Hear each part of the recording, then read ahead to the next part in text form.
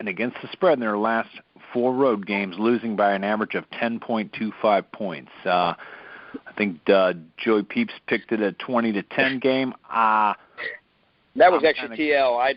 I had 21-13, which I think is a little generous myself. We're all in the same ballpark. Yes. Okay, yeah, the spread is 40.5 is what I have for the over/under. That's right. Quite low for NFL standards, but here again, I don't know if this is a trap game, like we saw with the Minnesota-Arizona game a couple weekends ago. Sure. When that total was 40, and I think that 30-24 was the final in that game. I'm still going. I don't think the Bengals have any means to run the football against the Baltimore Ravens. I think this is going to be my 5-star pick of the week. I see Baltimore 20, Cincinnati 13. Yeah, I'm right there with you. I love the unders in this game. We all have this going under that 40.5 total. You said 20-13? Correct. Yeah, I'm at 20-10. You're 20-13. Joey's 21-13. Keep in mind that Arizona-Minnesota game that you mentioned that went over, that we all thought would go under. Weren't there 2 special teams touchdowns? 1 defense. I think Carson Palmer threw a 105-yard interception. Xavier Rhodes and then Cordero Patterson 100-yard kick return. Yep. Yeah, so that's 14 points. That's the huge swing in that game. You can't handicap turnovers. You can't handicap special teams touchdowns. But what you do have to handicap in the NFL is how bad Carson Palmer can kill you if given the opportunity. And I think he's showing his age. So let's segue that into Arizona at Atlanta. Atlanta, are they coming off a bye week? Yes, I believe they are. They are. Atlanta was on the bye last week along with Denver, the Jets, and San Diego. There you go. Yeah, I have a little Thanksgiving Day hangover still. I still don't know what the hell's going on. But Atlanta coming off the bye week. Arizona going to the Dome. It's a 51-point over-under, and Atlanta is a 5-point favorite according to what I have here. Is Atlanta as good as we think they are? No, but Arizona could be as bad as we think they are. Conversely. That's the issue we have here. I think this is a game Atlanta should cover and should win handily in the Dome. I mean, if they are Atlanta is who I think they are. I think they're just a very high octane offensive team that can't play defense. They're kind of the same story as they are typically. Arizona, I don't know what they're good at. I used to think they had a good defense. I used to think their offense was good last year. Carson Palmer's just obviously not the same guy that he was last year. Old Cap Rooney just doesn't have it anymore. I'm gonna take the Falcons to win this. I'm gonna say they're gonna put on a little show in the Dome here. I say Atlanta 31, Arizona 20. Wow. Pepper Jack. Tell me what you see. I see a lot of things. I think Atlanta comes off the bye. They're a little bit stronger. Cardinals might be a little bit beaten up. They had a rough game against Minnesota last week. Will Patrick Peterson shadow Julio Jones the whole game? I don't know. Will it matter if he does? I don't know, but I see an awful lot of ball control on the Arizona Cardinals side. I don't see so much passing from Carson Palmer. I think that's what the Cardinals seem to get away from. They got a guy like David Johnson in the backfield. They need to utilize him. I know he's got 6 touchdowns in his 4 road games this season. I see a lot of David Johnson. I do see Matt Ryan after a week off lightening up a little bit. America, the consensus is 75% going over that 50.5 spread. Sure. Man, I don't know. I'm going to go right under it. How about that? 29-18. Jack is truly a Democrat. He is not with making America great again. Going under. I'm just telling you, I think one thing we've got to take into consideration, too, is last week when A.J. Green got out, came out of the game in the second series, I liked Cincinnati in that game. And that's, Tommy, you mentioned you cannot handicap turnovers and special teams plays, but, them injuries, this has been one heck of a season for injuries. And we're talking about studs, that are coming out. And here again, Julio has been playing kind of hampered all season. David Johnson's a player, but I'm still going home team. I'm going Atlanta, and I'm going by 29. Did I say what did I say? 29-18. Yeah, you sure did. 29-18. Yeah, I just the 18s and the 12s and the 15s. That's because what do you guys think about this extra point being 33 yards out this year? I think it's interesting. It's starting to change the game. Yeah, it is. Yeah, I think it's kind of interesting in that way. It kind of does make the game a little bit exciting. Actually, I kind of will side with the NFL in this role. Makes the game a little bit more exciting. Makes an extra point not a sure thing. Adds more suspense. I mean, makes a lot of teams choose to have to go for two a lot. I think it brings a lot more excitement and suspense to the game, actually. Yeah, I think it sucks myself. Well, it affects your fantasy teams quite a bit. It affects your fantasy team, but it also affects your betting. It does. How many times do we see that half a point sitting out there and you're afraid of half a point, and then whomever gets up there and misses the extra point? Well, hell, name one of the 13 who missed one last week. Yeah, it was it 13 kickers? Yeah, but I'm sure there's some people out there that probably lost a nice bet based on the fact that somebody missed an extra point. So. I hadn't looked, but I'm sure it probably affected some over-unders. It had to have affected a total here and there. Yeah, especially teams like Pittsburgh just go for two. Yeah, and I think that's cool. And you're a professional kicker. I mean, you think you should be able to make a 33-yarder with ease and no problem. Yeah, you think you should, but I mean that's real tough. And hats off to those guys for doing it the way they do it. Tom? Yeah, I'm sorry about that. I like Atlanta here. I think Atlanta wins this game at home. I think they win it handily. I do think that David Johnson still gets off and gets his.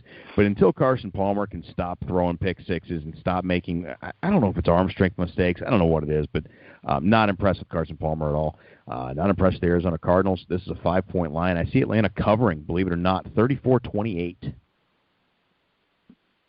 you're with them. And I do see a lot of points here. These defenses are both so mediocre. Yep. That makes sense. So let's slide this along because we do got to move it. This is a piece game right here for me. I think that as fantasy implications go for this upcoming game, I love one side of it and hate the other. The San Francisco 49ers travel all the way to Little Havana to take on the Miami Dolphins. Over under here, 44.5. 7.5-point favorite is the hometown Miami Dolphins. Whoever wants it, jump on it.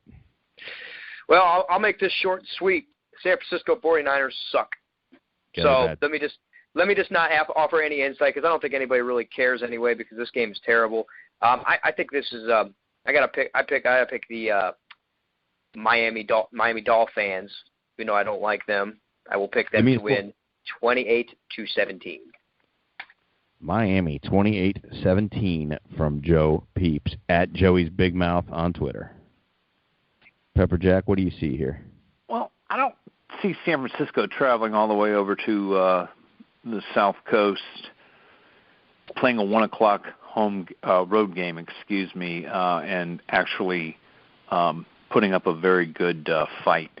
Jay Ajayi has scored at least one rushing touchdown in 5 straight home games. I believe that the San Francisco 49ers are pitiful against the run, although pitiful at life, actually. Yeah. You can't, like last week when San Francisco played New England, when New England traveled to San Francisco, you would have thunk, I think everyone would have thunk that Bill Belichick would have pounded LeGarrette Blount against that San Francisco deep rush defense. Sure. I see Adam Gase, who we mentioned last week. He is the real deal. I think Miami's on a 5-game winning streak. They're not too shabby at home.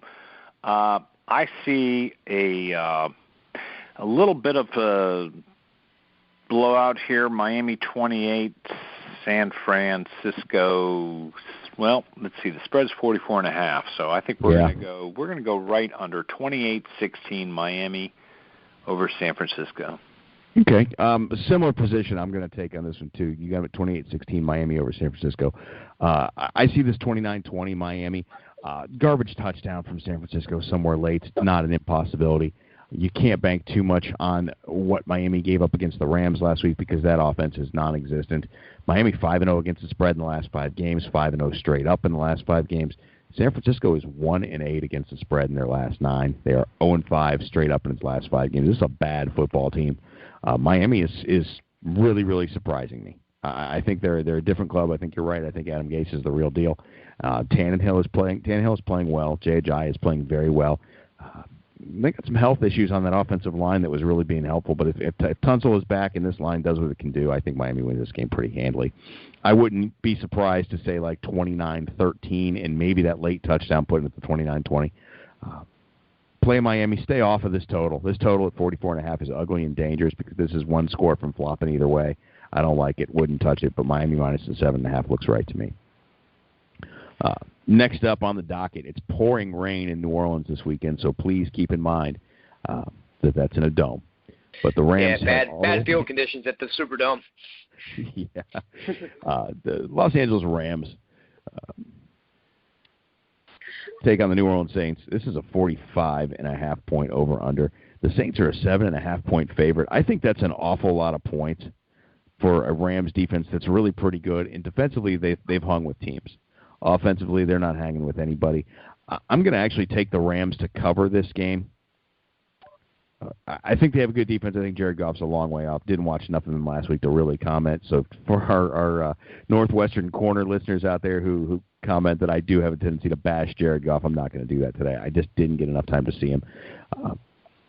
I think the Rams do cover this game, but I think that New Orleans wins it about 20-14, 21-14. And somehow or another, the Rams stay within that 7.5. I'm right there with you. I think the Rams do cover this game. I'm going to go 21-14 exactly, just by a hair. They're going to cover this game. And, this is the problem. The Rams do have a pretty good defense. And if you are the defense of Robert Quinn and those boys on the defensive front for the Rams, you probably look at your offense with disgust every time you come to the table. It's like, look, we have a defense that can keep us in games. But guys need a lot of help offensively. Yeah, you guys just can't do anything. I mean, where are you? I don't have any weapons. Their offense is like a pop gun. There's just nothing. Todd Gurley's got some nice rest this year. It'll be good for him next year. Pepper Jack, how you looking at it? Well, what's interesting is that the Saints at home, they're allowing a league worst 33 points per game. Wow. The Rams, on the other hand, I think last week I said they would score 13, and they scored 10, so they still can't score. Todd Gurley, I believe, got in the end zone finally last week. Yeah. I see Drew Brees being Drew Brees at home, but here again, the Rams do have a pretty tough defense. They've got a heck of a pass rush.